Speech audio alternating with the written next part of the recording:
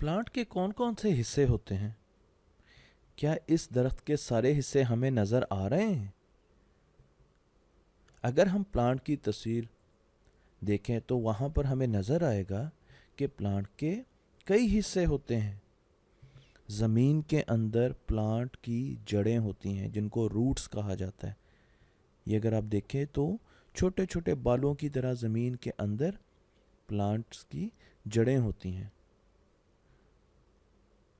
जड़ें जहाँ पर इकट्ठी होती हैं उस हिस्से को हम स्टेम कहते हैं, जिसे उर्दू में तना कहा जाता है। स्टेम स्टेम के साथ प्लांट की ब्रांचेस निकलती हैं, शाखें निकलती हैं और उन पर लगे होते हैं पत्ते जिनको हम लीव्स कहते हैं। पत्तों के साथ हमें नज़र आते हैं रंग बिरंगे फूल, और उसके साथ फूल बनने से पहले ये बर्ड्स की शक्ल में प्लांट्स पर मौजूद होते हैं। तो रूट, स्टेम, लीफ, फ्लावर और बड, ये प्लांट के मेन हिस्से होते हैं। अब सबसे पहले हम देखते हैं फ्रूट्स को। फ्रूट्स मुख्तलिफ़ किस्म के होते हैं, हमारे घरों में भी आते हैं। कुछ प्लांट्स जो हैं उन पर दरख्तों पर भी फ्रूट्स लगते हैं और ज़मीन पर बेलों पर भी फ्रूट्स लगते हैं। इसी तरीके से कुछ फ्रूट्स ऐसे होते हैं जो हम सब्जियों के तौर पर इस्तेमाल करते हैं। फ्रूट्स कलरफुल होते हैं और कुछ फ्रूट्स पत्तों में छुपे हुए होते हैं, जैसे कि ये कॉर्न, आपको भुट्टा यहाँ पर नज़र आ रहा है। फ्रूट्स का एक फ़ायदा तो ये होता है कि इनमें से जूस मिलता है और हम इसको खाते हैं, पर जो सबसे बड़ा फ़ायदा फ्रूट्स का होता है वो ये कि इनमें से सीड्स निकलते हैं। फ्रूट्स के अंदर सीड यानी बीज होते हैं जिनसे हम और प्लांट्स उगाते हैं। तो अगर फ्रूट्स ना हो तो और प्लांट्स ना उग सकें, तो फ्रूट्स जो हैं वो सीड फैक्ट्री है प्लांट्स की। प्लांट्स पर फ्लावर्स भी होते हैं, रंग बिरंगे प्यारे प्यारे खूबसूरत फ्लावर्स होते हैं। फ्लावर्स सब्जी के पौधों पर भी होते हैं। ये आपको एक गोभी का फूल नज़र आ रहा है, इसी तरीके से आपको रोज़ नज़र आ रहा है और आपको एक खिलता हुआ फूल नज़र आ रहा है। तो फूलों का क्या काम होता है?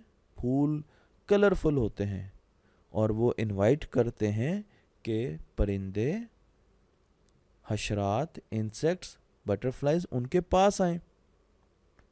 वो इनको अपनी तरफ खींचते हैं। कैसे खींचते हैं?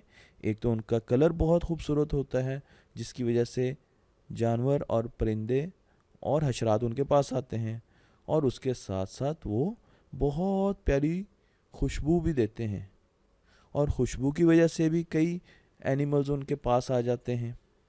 तो वो मैग्नेट्स होते हैं पौधों के। जिस तरह मैग्नेट दूसरी चीज़ों को खींचता है, फूल भी एनिमल्स और बर्ड्स और इंसेक्ट्स को अपनी तरफ खींचते हैं। इसके साथ साथ फूलों में होता है रस। शहद की मक्खियों के लिए, बटरफ्लाई के लिए, परिंदों के लिए और इंसेक्ट्स के लिए, और वो फूलों से रस चूसते हैं। तो फूल जो हैं उनके जूस पैक्स भी होते हैं। तो ये तस्वीर से आपको याद रहेगा कि फूलों में रस होता है और वो फ्री फॉर बर्ड्स यानी बर्ड्स के लिए फ्री होता है। बर्ड्स जब मर्जी आएँ, इंसेक्ट्स जब मर्जी आएँ और जूस ले सकते हैं। पत्ते, लीव्स प्लांट का एक बहुत ही अहम हिस्सा होता है। लीव्स बहुत सेंसिटिव होते हैं और इनका मकसद सूरज की रोशनी हासिल करना होता है। ये इनको हम सनलाइट कलेक्टर भी कहते हैं। सनलाइट कलेक्टर यानी सूरज की रोशनी इकट्ठा करने वाला। लीव्स सिर्फ सब्ज़ रंग के नहीं होते, बल्कि मुख्तलिफ रंगों के खूबसूरत लीव्स प्लांट्स पे नज़र आते हैं, और इनकी अमूमन जो सिमत होती है वो सूरज की तरफ होती है ताकि ये ज़्यादा से ज़्यादा रोशनी इकट्ठी कर सकें। क्या इस स्लाइड से आपको कुछ अंदाज़ा हुआ? ये स्लाइड है एक सोलर पैनल की। सोलर पैनल हमारे घरों में लगे होते हैं जो कि सूरज से रोशनी इकट्ठी करते हैं, और उसके बाद वो रोशनी बिजली में बदलते हैं, और बिजली से हमारी फ्रिज भी चलती है, हमारे घर के चूल्हे भी चलते हैं, ओवन भी चलता है, ट्यूबलाइट्स भी जलती हैं, तो हम उस बिजली से फ़ायदा उठाते हैं, पर एक्चुअली वो बिजली कहाँ से आती है? सूरज की रोशनी से। तो इसी तरीके से लीव्स, पत्ते जो हैं वो भी सूरज की रोशनी इकट्ठी करते हैं और करके पौधों की खुराक बनाते हैं, पौधों के लिए खाना बनाते हैं। इसलिए इनको फूड फैक्ट्रीज भी कहा जाता है। जो पत्ते होते हैं वो पौधों की फूड फैक्ट्री होती है, क्योंकि उसमें खाना बन रहा होता है हर वक्त, और वो खाने में एक चीज़ अहम जो है वो सनलाइट होती है। तो अब आपको ये फूड फैक्ट्री की तस्वीर याद रहेगी ना, और आपको याद रहेगा कि लीव्स सनलाइट इकट्ठी करते हैं और खाना बनाते हैं। पौधों की एक अहम चीज़ उनकी जड़ें होती हैं। जड़ें ज़मीन के अंदर भी होती हैं और ज़मीन के ऊपर भी हो सकती हैं। जहाँ पर पानी ज़मीन के ऊपर मौजूद होता है वहाँ पे जड़ें ज़मीन से बाहर होती हैं, और जहाँ बहुत ज़्यादा अंदर पानी हो ज़मीन के तो जड़ें अंदर तक जाती हैं। इस तरह कुछ रूट्स हम खाते भी हैं, जड़ें हम खाते भी हैं। कैरेट, गाजर जो है वो एक जड़ है और इसको हम खाते हैं। तो अब यहाँ पर इस पिक्चर से आप देखें कि यहाँ पर हमने बीज लगाए और इनमें से सबसे पहले जड़ें निकली। अभी तना बाहर नहीं निकला ज़मीन से, जड़ें निकली और वो ज़मीन के अंदर जा रही हैं। क्यों?